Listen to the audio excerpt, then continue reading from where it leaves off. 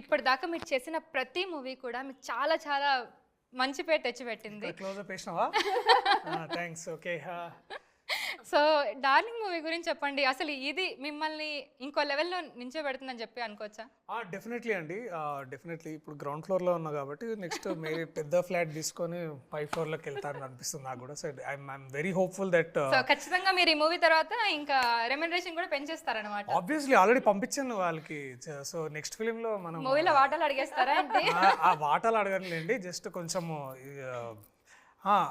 మేమే మాట్లాడుకుంటాం. ఓకే,